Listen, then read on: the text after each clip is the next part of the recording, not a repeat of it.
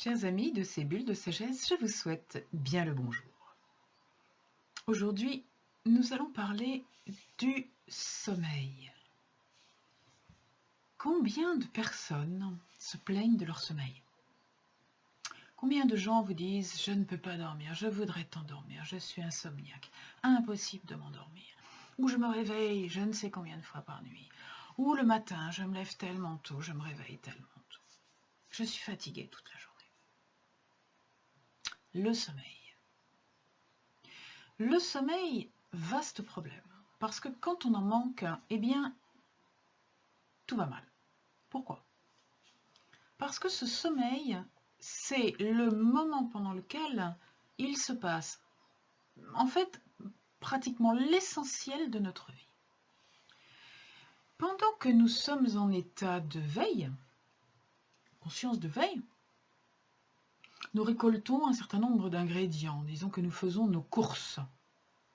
Et c'est pendant le sommeil que se font toutes les utilisations de ces ingrédients. Et c'est pendant le sommeil que ces ingrédients sont affectés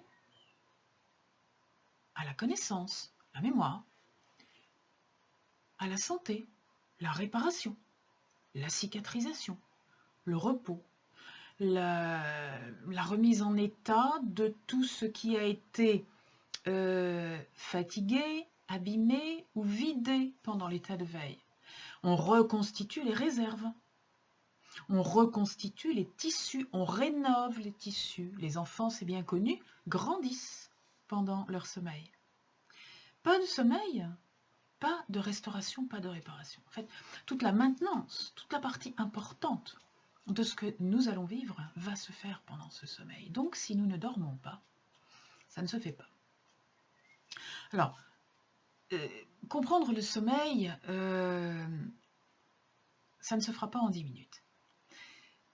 Le sommeil, c'est quelque chose de complexe. Il y a plusieurs étapes dans une nuit de sommeil.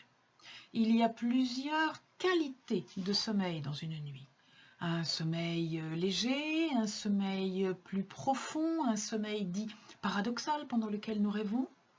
Et chacune de ces phases, en début de nuit, en milieu de nuit, en fin de nuit, en profondeur, plus ou moins profond, plus ou moins remuant, eh bien, chacune de ces phases du sommeil correspond en fait à un travail qui s'effectue. Certaines réparent le corps.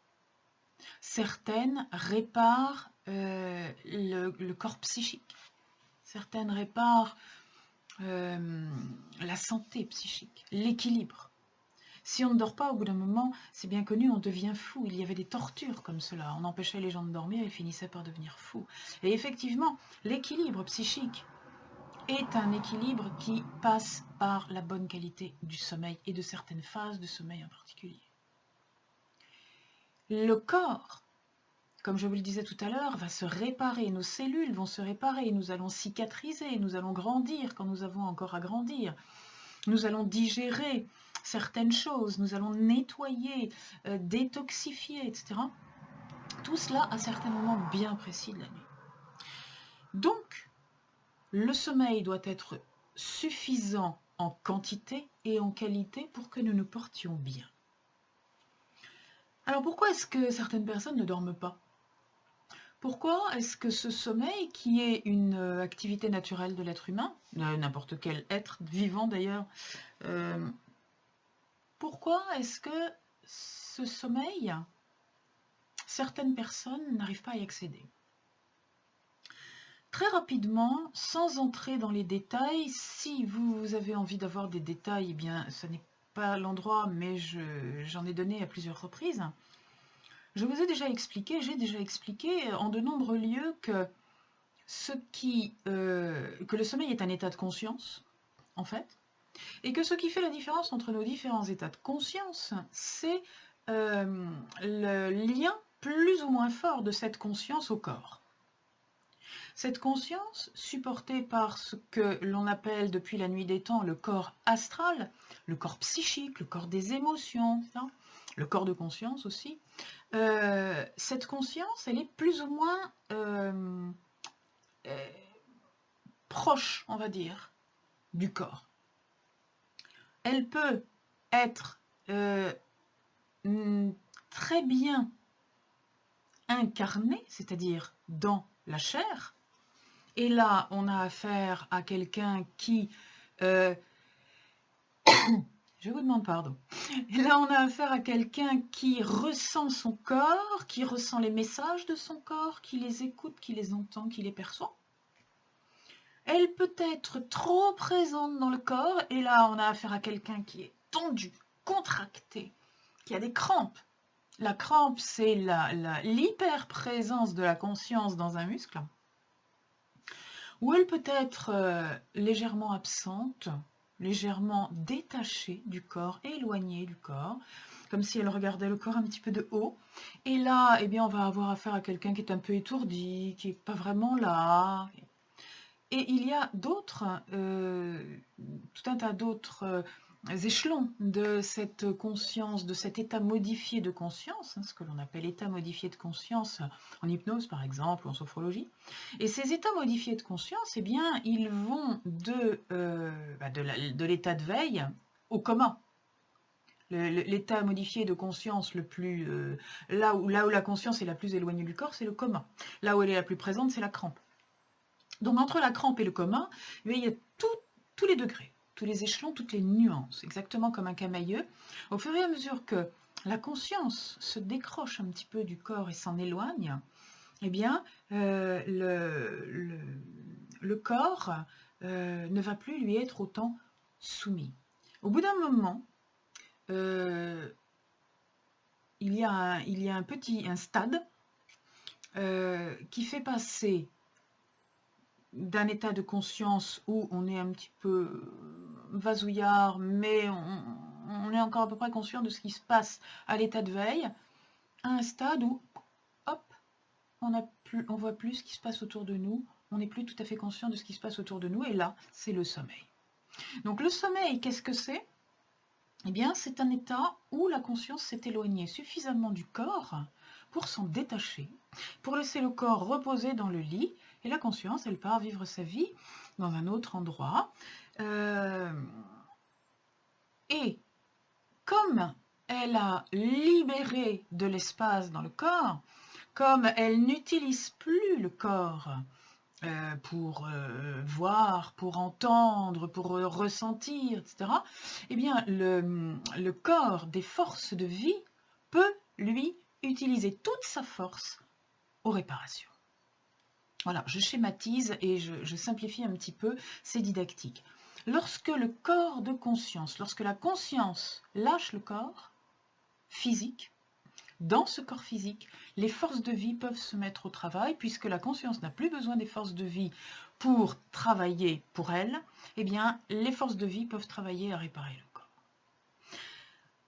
Ce qui veut dire que pour dormir, pour tomber dans le sommeil, il faut accepter que la conscience se décroche. Et ça veut dire que le mental accepte de ne plus ruminer pour laisser partir la conscience. Tant qu'il y a rumination, tant qu'on pense à quelque chose, tant qu'on réfléchit, tant qu'on échafaude des plans sur la comète ou sur ce qui va se passer le lendemain, eh bien on résiste au sommeil en fait. On tire sur la ficelle de la conscience pour la garder vers soi. Et on ne peut pas s'endormir. Et tout ça, c'est favorisé, bien sûr, par les états de peur, d'inquiétude, d'anxiété, d'angoisse. Tout ce qui est inquiétude, non-quiétude, c'est le non-repos.